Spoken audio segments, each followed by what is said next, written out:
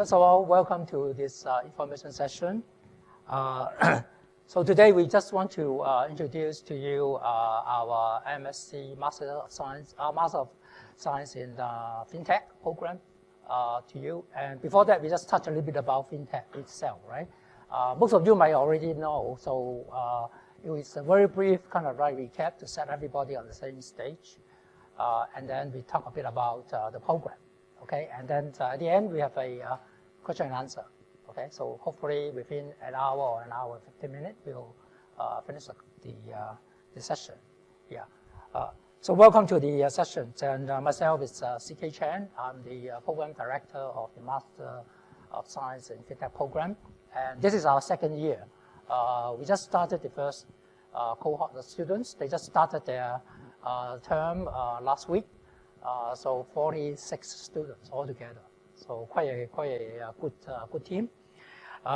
So just a quick introduction of the team members. So this is a panel, graduate panel members who actually make decision about the cost structure, various decisions that are made by this panel. So next to me is Professor Jimmy Lee. He is the division head of the graduate master degree in FinTech program. He's also the Associate Dean of Education of the Faculty of Engineering. Yeah. Next is Professor Kevin Chen. Professor Chen is the chairperson of the Information Engineering Department. He is also a faculty member, a graduate panel member. And then Professor Ling Fei Li, Associate Professor of the System Engineering Management Department. Professor Eric Low, Associate Professor, Computer Science Engineering Department. And then Ms. Joanne Lam, Faculty Secretary of the Faculty of Engineering. Okay, so this forms our graduate panel that make the decision about the program and also review the application and decide on the admission as well, right? So first, before I go into the program structure, I just want to take some little time about a definition of FinTech, right? A lot of definition. If you Google it, there's a lot of definition of FinTech. But I think the most important thing is very simple, right? It's just deploying technology to help and service financial services, to deliver disruptive technology, and with that disruptive technology, create new business model. And that is what the recent hype about FinTechs is all about, right? So ultimately, to the customer, to the end user, is the convenience and the efficiency in carry out their financial activities, right? Be it transfer of money or pay someone, or invest, or trade a stock or something that hopefully increase the wealth of people using our financial services. So this generally is what we call FinTech, and it involves new technology, emerging technology. Okay, so in a way, it's kind of like revolutionizing as well as disruptive. It's a two key word. Normally, people use disruptive to describe FinTech. Okay, so that is the general definition. So let's take a look at Hong Kong, right? How is the ecosystem in Hong Kong like? And then why do we want to push out this program, the master degree program? There's a need, there's a demand that we are trying to meet. So quickly look at this. I think a lot of you know about the statistics, right? There are 3.774 billion of internet users, 5 billion video being watched over YouTube every day.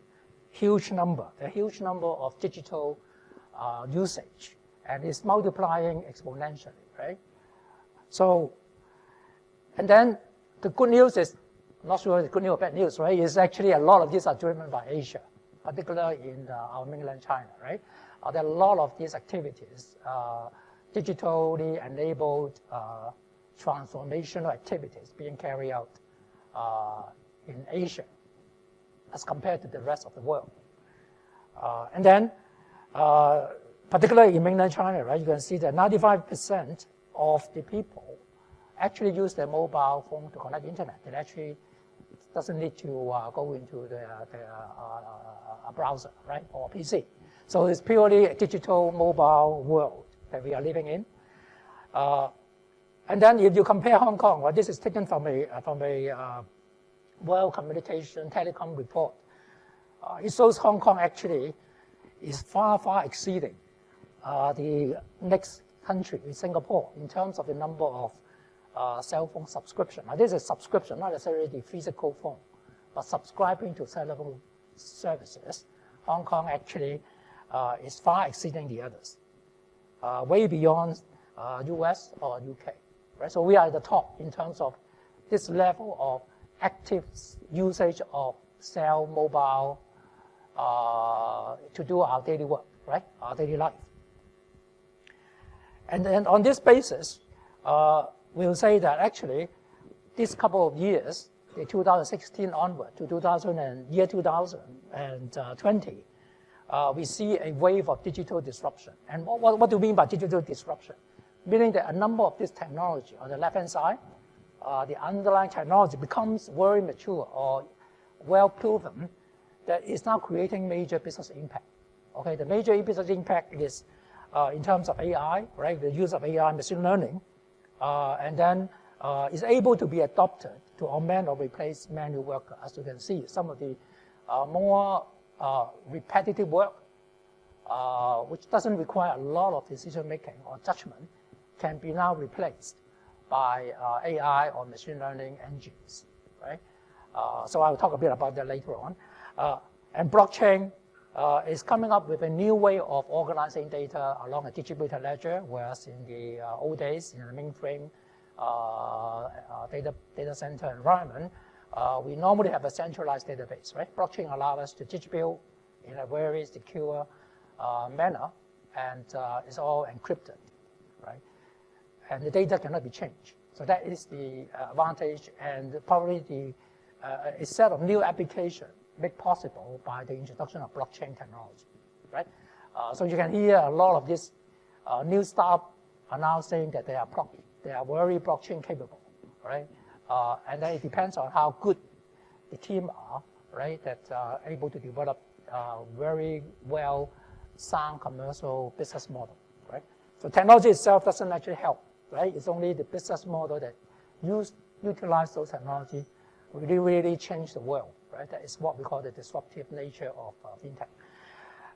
And then the third one is digital identity biometrics. We simplify the way we do banking. We do a lot of that for authentication. Now it is possible by use of biometric. A simple way is facial or your fingerprint or your wing pattern is able to now authenticate, right, to a lot of previously required password. Now we can authenticate using biometrics. So that simplifies a lot of the functionalities, the steps required to do things in a digital manner. And then SaaS, SaaS is software as a service. Meaning if I need a software service, I just subscribe to a service. In the old days, we need to have hardware, software, and then hire people to write programs, right? In my days, right, I grew up through that process, right? We write our own program, we develop systems ourselves, right? And we need to actually manage the hardware and the middleware that sits on top of the hardware to run an application. Now, in the new world, we don't need to. We use software as a service, subscribe to a service, subscribe to cloud, which is a lot of capacity that can be elastic. What we mean by elastic, meaning that I can increase the volume of usage without having to plan and take 3 months to enhance my machine, operate machine. In the old days, when you need to, let's say, support more than 2 times the normal loading that your original computer systems can support, you need to wait for a couple of months to allow hardware engineers to upgrade your system, right? In the new world, in the cloud world, you don't need to. You just say, I want to have more processor. And then you just kind of like create more processor, create more instances, and then you can now support a higher volume of customer activities through the same application that runs on the cloud environment. Cloud environment actually take advantage of highly decentralized processing. Now, again, back in the old days, most of the processing are in one big mainframe. If I want to increase the power, I increase the mainframe power, right? But in the new world, it's all connected machine. It's actually thousands of machines that are connected. And the cloud service provider can actually distribute the power, distribute the processing to each one of these thousands of processors. So you make the computing power what we call scalable, highly scalable environment. So this is what is enabled by cloud and by software as a service, and that excited a lot of new startups. The new startup doesn't need to invest in hardware anymore. There's no capital investment, minimal, right? But most of the running cost is now recurring costs that require just subscription to a cloud service.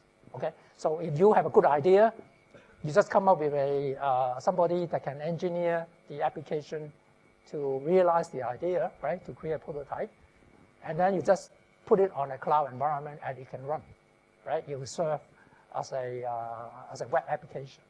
Okay, so that is the new world that changes, and it's enabled all this new business model that came up from the last couple of years, and then the third item on the left-hand side, SaaS, cloud, and open API. Open API means that we now can access between system to systems without having to establish very unique connections, right? Most of the systems now allow a established standard API format that you just follow that format. You can ask and get and retrieve information, and the banking system will actually open up to the open API. We are already in the phase 2 implementation of the HKMA Open API initiative, and hopefully by next year, we are able to use third-party provider to access banking transaction and your balances. Of course, authorized by yourself, right? So the customer has now not necessarily have to be confined to go to the branch or use a bank's specific mobile application. It can actually use whatever third party that is allowing this kind of access to find your, to inquire about your bank balances or to do banking transactions. Okay, and then data science is really using a lot of data to analyze things that are previously not possible. Again, data science, why do we suddenly have this term data science, right? Where previously we just keep talking about pattern recognition and all this, because again, of the cloud and computing power expansion, right? We now can compute a lot of very complex calculations in a very short time. So data science become possible, right? So this is just a simple summary to show to you that there are a number of technologies that become mature, and a combination of this technology allow us to create major business disruption to the delivery of services. And the impact could be a transformation of the labor power, right? Transforming some of the repetitive work to automation, and then move people's role to be more high end of the value chain, right?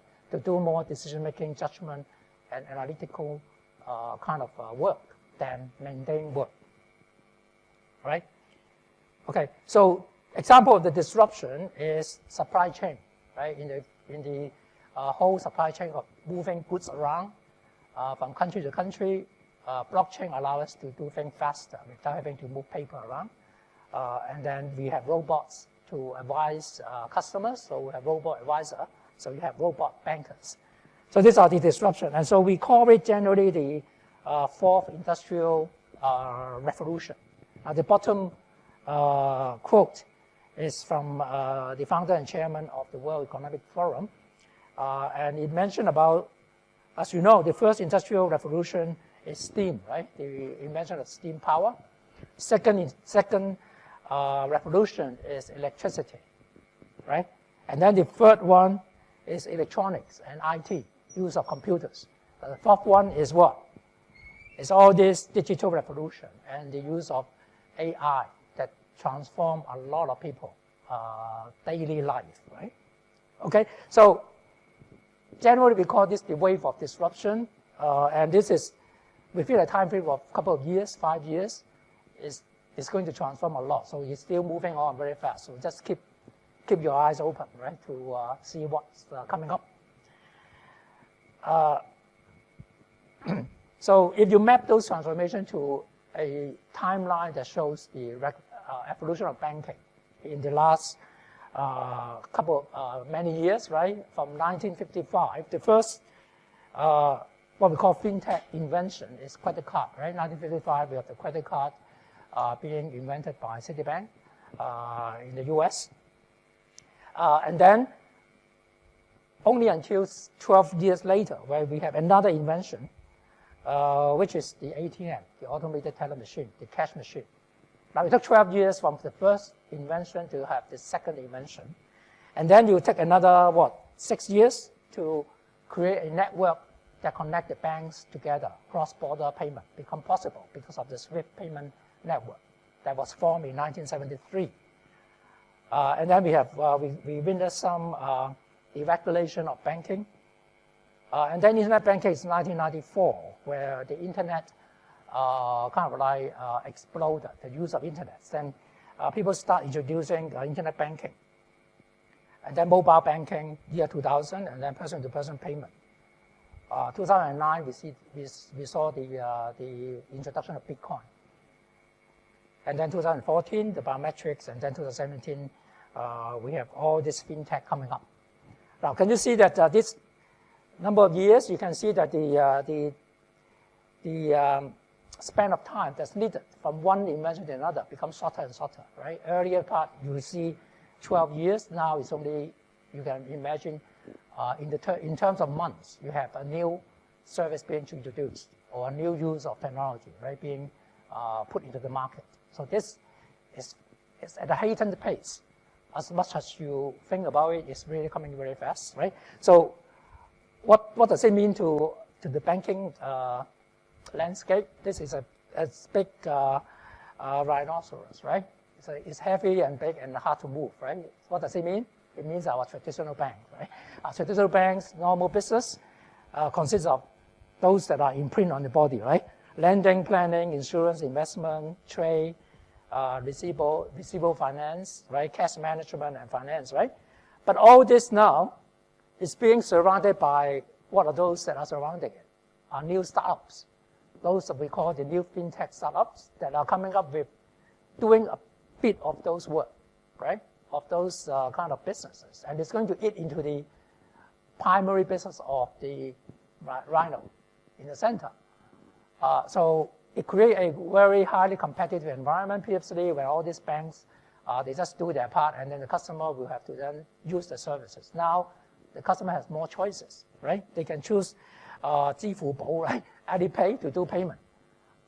So there are a lot of other options now, right? So the important thing is in this new world of fintech, the traditional banks and the virtual banks and the new startups are forming a different ecosystem, right? They collaborate and compete. Sometimes they are alliance, sometimes they are competitors, right? In this new environment. So the major technology advances, as we mentioned, just another look at it is on the left-hand side, the API, the open source software that is now available. We can rely on open source. In the early days when this was introduced, there's a lot of hesitation, right? Open source, how can we guarantee that it's really functioning, right? But actually more and more people become to accept it because the openness itself provides that level of guarantee of its functioning, right?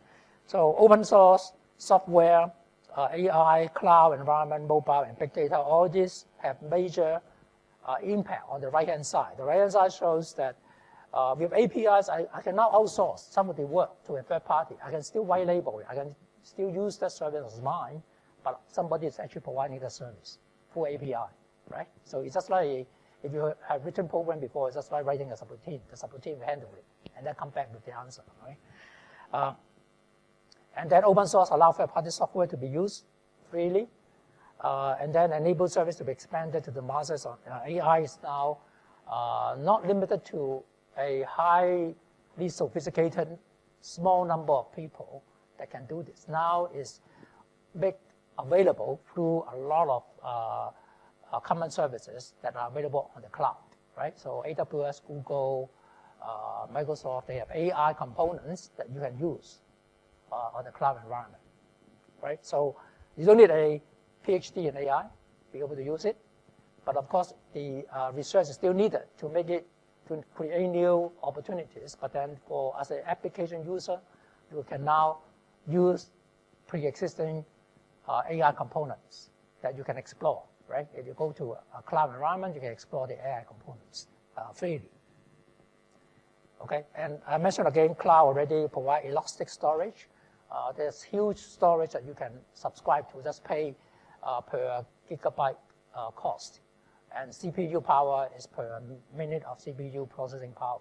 You are paid to the minute, pay as you go model, right? And mobile is, of course, accessible, and then data is creating more value, and then changes the way we do credit scoring of our customers. Okay, so far, okay, so these are the way we look at it. Generally, the subject of fintech. Now, a quick kind of like come back to Hong Kong, right? So how is it significant to Hong Kong? Now, Hong Kong, 2 years ago, Hong Kong Monetary Authority, our regulator of banking, initiated these 7 major initiatives. So the most critical to us that of relevance to this group here that are interested in fintech probably is the virtual banking, right? The one at the bottom. Virtual banking, recently we have 8 new licenses. I'll show the new licenses later on. Meaning that there will be 8 more banks in Hong Kong that are allowed to provide banking services without having to create branches. So those are branchless banking services, purely on digital, right? And then the next one of significance is the Open API, similar to what I just described earlier. Open API allow a lot of new services being provided. Banking services become an API embedded in a third-party service, which may not be banking, but it can actually invoke banking services using Open API. So that is the opportunity provided, right? And then the other one, which is also just introduced last year, which is quite successful, is the one on the top left, right? Faster payment. Faster payment allow you to immediately pay each other. You just need to know their phone number or their email address or their FPS ID, right? You pay the person will have a default banking account that you deposit money to. And then you also can request money. And you can also pay by QR code, right? So faster payment is centrally managed by Hong Kong MA.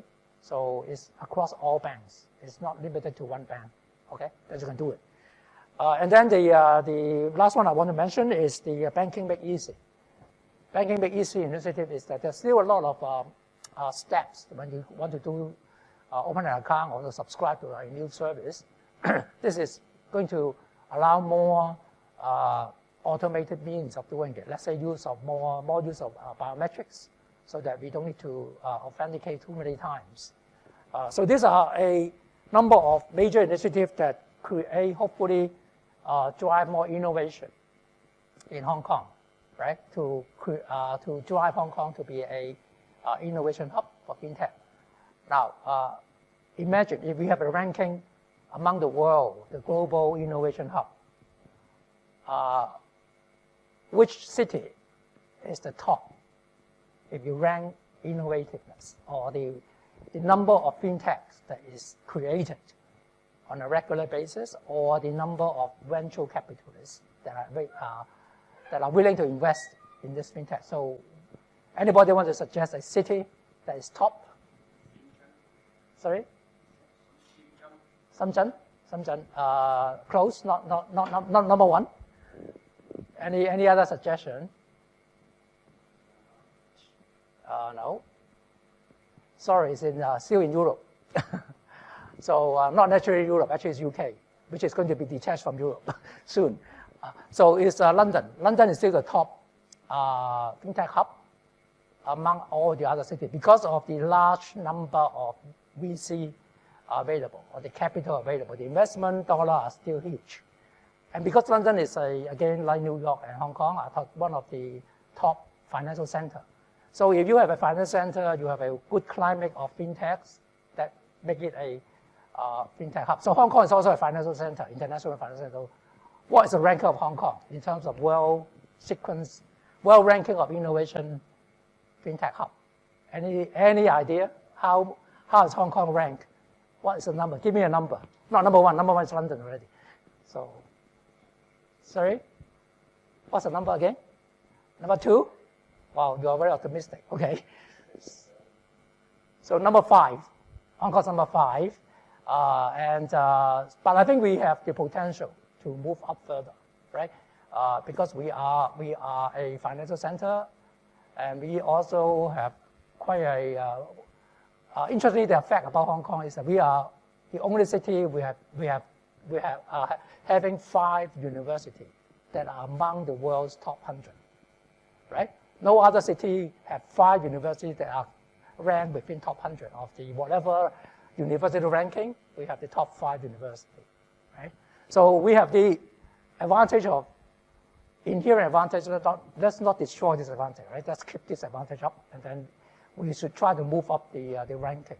Now, Silicon Valley is not high. People feel that Silicon Valley is highly innovative, but Silicon Valley in California or San Francisco, what is the lacking of Silicon Valley that doesn't make it high? It's not a financial center, right? So it's a good innovation center, but it's a good innovation kind of like acceleration environment. It's very highly innovative, but it didn't have the financial center attached to it, right? So I think we have to take advantage of our unique situation here in Hong Kong.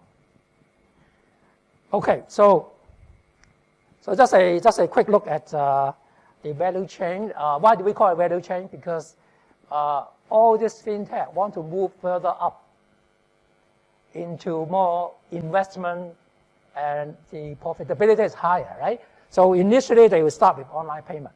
So the left-hand side, use China as an example. They all start with online payment, right? Alipay, WeChat Pay, wallet, all these are payment first. And then what do? They try to do more financing. They try to take deposit. They try to give interest to people that put their money in, right? So they try to attract deposit. Once they attract deposit, what they want to do? They want to lend out the money, right? So that's why they move from online payment to financing and lending. And once they establish themselves as a lender with good enough customer, high quality customer, then they want to move into investment. Okay, so this is the kind of like the expected norm of how a fintech would like to move in a financial world, right? So depending on how what are the sophistication. If you move to the right-hand side, you are very close to the bank already. You are closer to the bank than just a fintech, right? And the amount of trust that a bank normally have got, right, has to be also expected if you are going to this investment area, because people are entrusting their money with you. And a bank normally has that level of trust, right, because of the strong capital position and its track record as well, right? So just an example of this is a simple summary of, we talk a lot about AI, right? In AI, in what area are we using banking? So this summarizes 10 areas that are using, that can be used in banking. And the blue circle, the blue kind of like arc, is the already being used, and the black one are expected to be used within 5 years. So this gives you some good idea about where people are putting their effort around. So most of the banks that are now using AI is fraud detection. They are trying to detect money laundering. Why? Because compliance and regulator want them to ensure that there's no money laundering. If there's money laundering, what happens? If they knowingly allow money laundering, they will be fined a big money, right? Big sum of money, or they even might lose their license to operate. So the first left corner is the most important. They need to make sure fraud can be detected by what?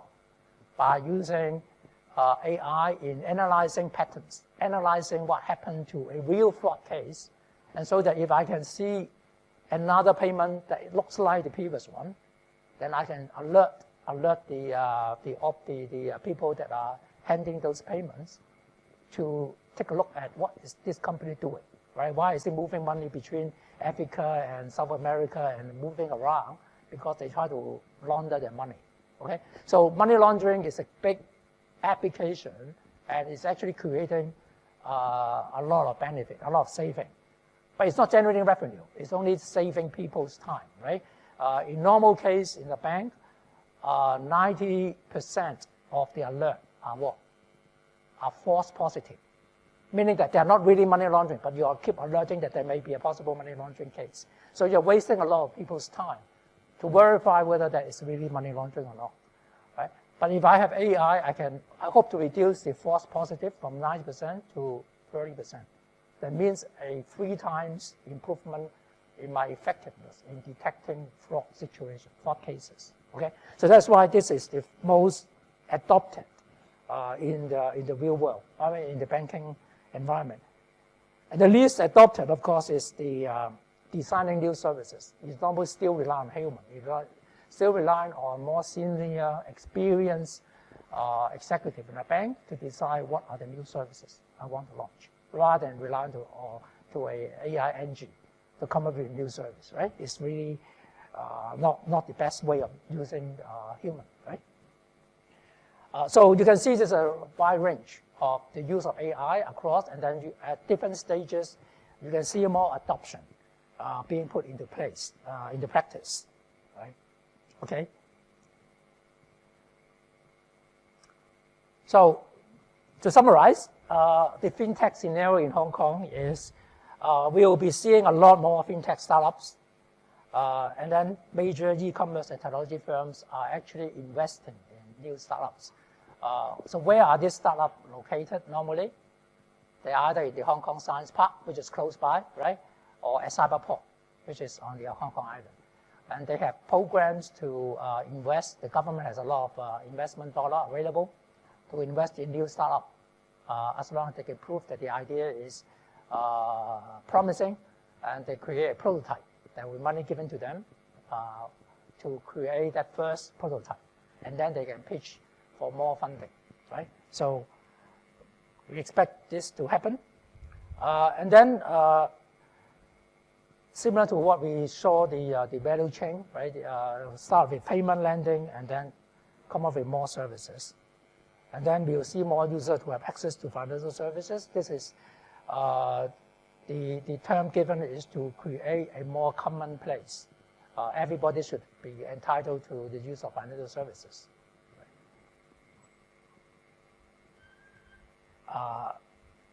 This is just a very summarized chart showing all the different players that are in the ecosystem. Now we call it ecosystem because it's not just one type of services. It's actually multiple types of services that constitute the fintech scenario industry, right? Insurance, we have payments, of course, marketing, so a lot of it. And then on the top right-hand corner, there are fintech accelerators, right? Fintech accelerators are organization or company themselves, like DBS Bank. They create a fintech accelerator within themselves, right? Try to encourage fintech and startups to experiment and create new services, right? Okay, so this, among the accelerator, as I mentioned, the government-funded body, right? Or there are bodies that not necessarily are government, but more VC-related, right? Venture capital-related. Like Nest is another accelerator that help organizations to nurture and grow fintechs. And then later on, those fintech will support those organizations, right? Okay, so if you look at this, it's a fintech trends report. The good thing about this chart is that it divided the fintech or the financial service area into these different sectors, right? Each of the sector represents one domain of financial services, and from each of this domain, you can see possibility in various services, right? Take example, we talk about payment, right? The top one is like payments. What you can offer is payment processing, card development, subscription billing software tools. So you can create service or tools along those areas, right? So each of the domain has opportunity for fintech to provide alternative way of doing things, okay? By using new technology, emerging technology, allow us to do things differently, or to combine services together and create a third service. So these are the opportunity open up because of technology that allow us to do it now, right? Technology that like cloud, service, software as a service, blockchain, AI, all this coming together allow us to create opportunity to tackle each of one of these segment of the financial service industry. Okay, so to summarize at the bottom, artificial intelligence, cybersecurity, cryptographic, big data, cloud computing, internet engineering. In fact, we normally call it the ABCD of fintech. What's ABCD? A is AI, right? B is blockchain. C is cloud computing. D is data. So if you don't get anything out of this session, I think you can get ABCD out of this section. Remember what ABCD means, right? So it's a combination of all these things together, right? Okay, so that summarizes what we want to talk about fintech as a introduction to what we try to introduce to you in this session tonight. We want to introduce to you the program called the Masters of Science in FinTech, which is offered by the Faculty of Engineering of Chinese University. And this is the second year we're offering this. This session is particularly want to make sure that everybody, particularly in Hong Kong, knows about this program and how it was structured. Okay? So we are ready for it? Okay, go. So the program objective is really to nurture technologically adept and business-savvy talents who can now offer solutions to finance-related industry. In fact, if you look at what we just covered earlier, there's huge demand of people who knows technology and also knowing financial application, how to apply technology to finance. Right? This is the type of people in the coming year will be in huge demand. The 8 banks that we mentioned, the 8 virtual banks, we were talking to some of these virtual banks, right? Each of these banks will require 150 people, new people that need to be hired, that knows fintech, that knows technology, that knows finance. So think about 8 of them. 8 times 150 is 1,200.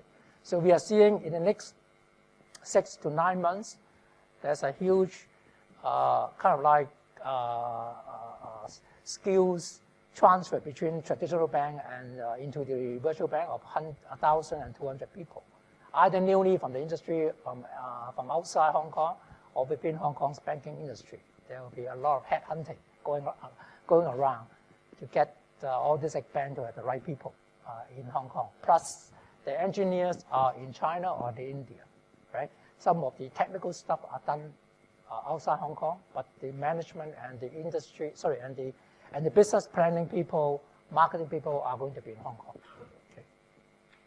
So, in order to support that kind of demand, the program objective is to allow these students, once they complete the program, to have acquire advanced knowledge in technology and hands-on experience. Now, what are the courses? I'll go into that later on. What are the courses being offered to these students? And so that they will be suited for jobs that require a very strong technological skill and in finance-related industry. Okay. So this program is a 1-year full-time program or a 2-year part-time program, right? 1 year full-time from September to May. You end all the courses, and there will be internship if you choose to do internship, or you take a 2-year part-time program, right? The cost is $250,000, 2 installments or 4 installments for part-time. Now, the total number of units required for you to qualify for graduation is 24 units. So 24 units meaning what? 8 approved courses. Each course is 3 credit units. Each course carries 3 credit units. And you are required, if you enter the program, you are required to finish 3 of the required core courses. There are 3 required courses that you have to complete, plus another 5 elective. So total 8 courses will earn you a Master of Science in FinTech.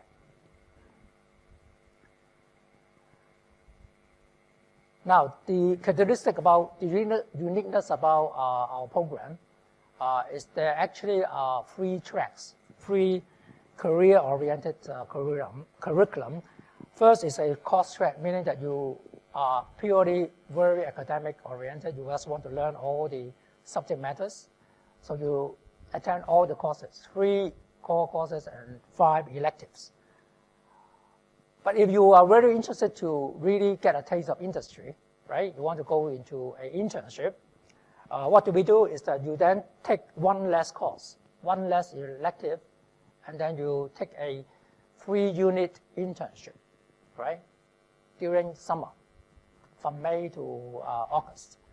And the internship will be arranged with partner to CUHK. We are arranging a number of banks and a number of technology companies to offer internship, right, for a 3-month internship. Now, the internship is supervised, meaning that it's not just sitting in a bank or for 3 months and then doing whatever people give you. It's actually a well-designed work program that requires you to, at the end of the free internship, to present what you learned, right, and be graded according to the learning and your contribution to the organization, right? Now, another option, the 3rd track is what we call the industry project track. Industry project track is very similar to internship, but then you don't go to the company and spend 3 months there. You actually stay on campus, just like you are doing your final year project in your undergrad, right? Where you do a 2-term industry project that constitutes 6 credit units, so 2 semesters. And then the problem is of a substantial nature, either a research project or a development project. At the end of the 2 terms, you have a substantial deliverable, right? The deliverable could be a highly competent research finding, and then evaluated by a professor and co-supervised by a senior member of the organization that give you the practical problem. This will be a practical problem given by a bank or by a technology company, right? That you do this on a supervised basis. Regular progress update is required. At the end of the 2 terms, it will be evaluated jointly by the academic supervisor, which is the professor from the faculty, and together with the industry supervisor. Okay, so these are the 3 tracks, which you could have a choice to go which track. So, elaborate on the internship. Again, we have a very unique situation, unique arrangement here is that before you go to the 12 weeks of internship, we have already have agreement from the financial regulators, Hong Kong Monetary Authority, Security Future Commission, SFC, and Insurance Authority, IA, for you to be attached, for the student to be attached to these 3 regulators for a week, and then they go into the internship, right? Okay, so that is the practicum track. And then the industrial track will be, as I mentioned, a significant research and or development project. It could be a research and then you develop something, or it could be a pure development or a pure research. Okay, and the title or the topic has to be approved both by the academic supervisor and the industry supervisor.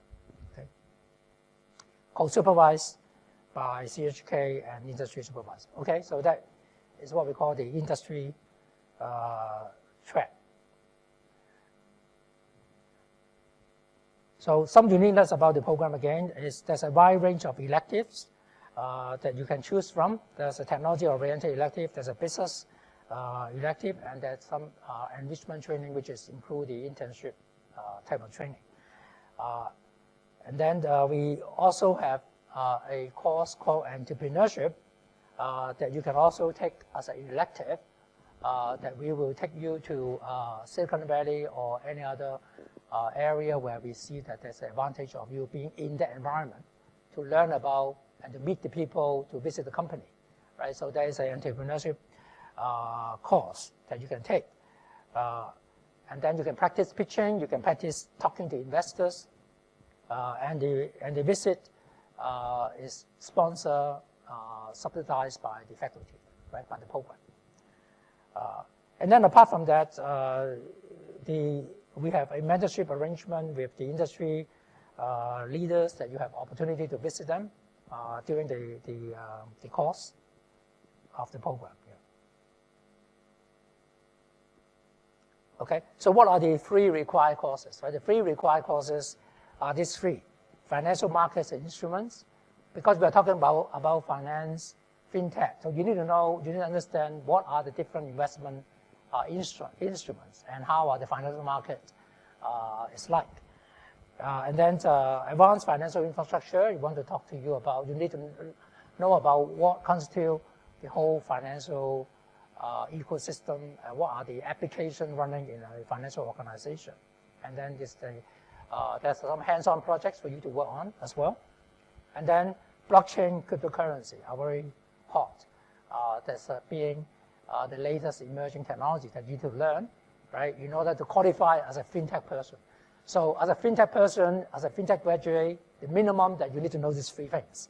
You need to know what constitutes a banking or financial service system, what are the investment vehicles, what are the financial markets, and then the latest technology regarding blockchain, right? Of course, the other programming will be part of the expectation that you should know, right? And then there will be elective courses that are technology-oriented, business-oriented, and enrichment training. And so these are some of the technology-oriented elective. I won't go into detail, but you can go into our website and you can see that, right? They're all on our website, right? And then also these are the business application-oriented electives. Enrichment training, we mentioned about internship. We also mentioned about the industrial project 1 and 2, right? 2 terms, that's why it's 6 units for the industrial projects. So to summarize, the reason why we launched this within the Faculty of Engineering, we believe that FinTech has to be very much heavily in technology, right? You need to understand technology first, and then you gain an understanding of the commercial application. So it is hosted in the Faculty of Engineering, which I have our professors coming from computer science, information engineering, system engineering, and engineering management. We also, of course, financial courses coming from our Faculty of Business Administration, Department of Finance, and also Faculty of Law on the legal and regulatory technology. So a good combination of different disciplines within Chinese University of Hong Kong, and also industry speakers that we invite as guest speaker, and also co-sponsoring and supervising our industrial project and internship. So we believe that we need very strong industry connection. At the moment, we are very well connected with the regulators, with Cyberport, with Science Park, and very importantly, we have collaboration with a number of banks, right? DBS, HSBC, Hang Seng, Standard Chartered Bank. So these are all banks that we have agreed to provide opportunity for our students as interns or as industrial project supervisors. Okay. So we talk about the cost of the cost fee, right? But we also got scholarship to encourage top students to join our program. So we have the admission scholarship based on outstanding, excellent academic results from reputable universities. Okay, and we have a maximum of 5 in each of the academic year, and this is to the amount of $80,000. Okay, so it's quite a good scholarship. And then the second one is Academic Achievement Scholarship. On graduation, if you make yourself into the Dean's List, at the time of graduation, you will have the Academic Achievement Scholarship of $15,000. Right, so this is the graduation Dean's List scholarship. And then the DBS Bank, the Development Bank of Singapore, one of our partners in this program, has kindly offered 2 scholarships as well, 2 awards, $50,000 each. This is based on your first term's academic achievement. And then in order to qualify that, for this scholarship, you need to come up with a presentation on the development of fintech in banking. And that presentation is going to be scored by DBS Bank and the academic supervisor. Okay? Of course, the GPA has to be higher than 3.3 in order to qualify. Okay, so admission requirements, right? One very important thing is that what are the requirements? The requirements is you got to have a good mathematical background, because a lot of those algorithms, right, AI need mathematics, statistics, right, for you to understand, right, how those are applied, right? So mathematics like calculus, linear algebra, probability, statistics in your bachelor degree, and then a proficiency in one modern language, one modern programming language, right? Not Fortran or not COBOL, right? Something like Python, Java, C++. These are the modern languages that you should have, right? And then your degree should be in what? Engineering, science, or finance, business, right? Even though you are maybe a business student, but if you learn a programming language, as we listed earlier, and also good at mathematics, then you are qualified as well to be accepted, right? We also offer a 1-week preparatory training before the start of the term. Like this year, we offer that 1-week program last week of August. And the 1-week program actually have half day, each of the 5 days, half day is on mathematics to give you a refresher on the mathematics requirement. And then the afternoon sessions are on the programming side as well. So this year we will have Python, right, as our programming language in the preparatory training. Okay, so this help you to be well prepared for the required mathematical and programming skill that you need. And for language requirement, is the usual IELTS 6.5 or TOEFL 550 or seminar internet base and GMAT band 2.21 on the verbal skills. Now, these are all on top, or actually aligned with our graduate school general admission. Okay, for postgraduate students, we have the general admission requirement. So there's the same requirement, plus we need mathematics and programming language. That's the on top of the general requirement, right? So important dates, right? So if you are interested, if you are graduating next year or you already graduated, right? Make sure that you align with these dates, right? So we started already. The application commences. We have 4 rounds of application. So the advice, if you are interested, go into the first round as soon as possible, right? Closing on the 27th of September, and then we will kind of like go through the applications very soon after the first closing, right? Okay. If you ask me how many places, it's 45 full-time, or 1 full-time is equal to 2 part-time, right? So if there are 2 part-time, we make up 1 full-time. So we have a quota of 45 students, full-time students in the coming year. Okay, so that's cover our session, like almost an hour. So we're going to the Q&A session. So invite questions from any one of you. So first, okay, question.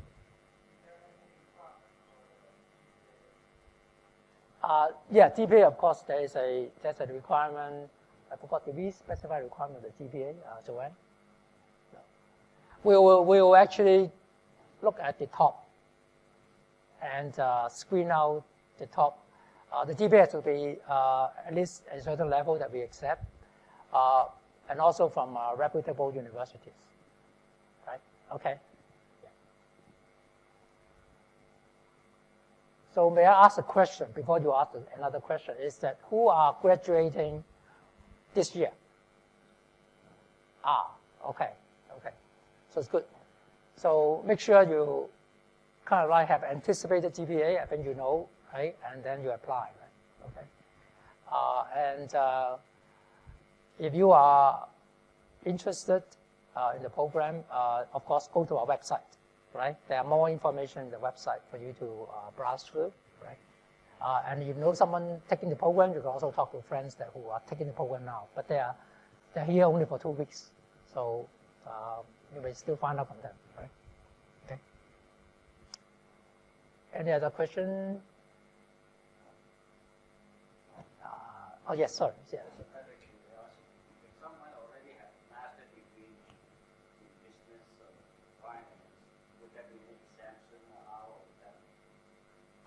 I think there is exemption. Yeah, there is a general rule of exemption from the graduate school. We just have to follow the rule. I think the rule has to. You have to provide I think if I remember, right, it's the course content has to be equivalent to some of the courses that we listed, right? This year we can mention that there are a small number got exemption from the finance course. You have to provide the proof that your finance course that you have taken is equivalent to what we are covering, right? And I think there is also a requirement that the course has to be completed in the last couple of years. It cannot be too long ago. Okay, sorry, a question there?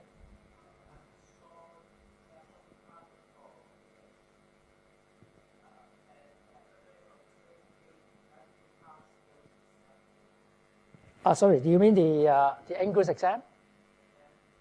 So let us go back to that.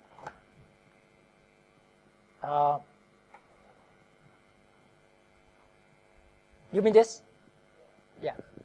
Okay, this is just the English requirement, which is required by the graduate school, right?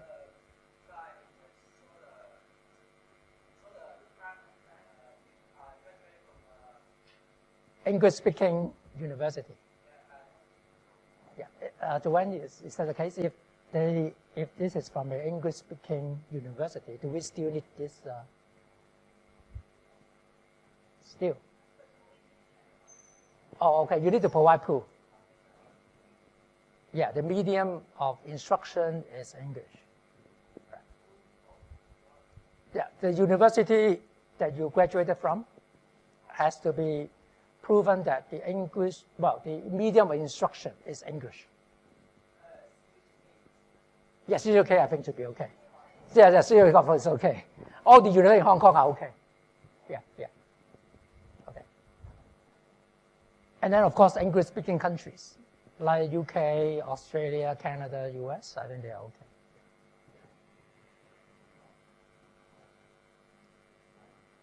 Okay. Some more questions?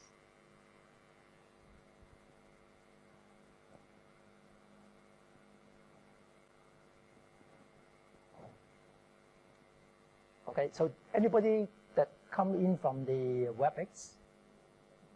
Not this one. Okay, fine. So, okay, I think I hope given all the information that you need to consider joining our program, it's a highly competitive program based on last year's acceptance and the application. So, again, if you are interested, if you feel you are confident in pursuing the subject matter and really excited by the opportunity of FinTech in Hong Kong, please apply early. Okay, so that's my my advice.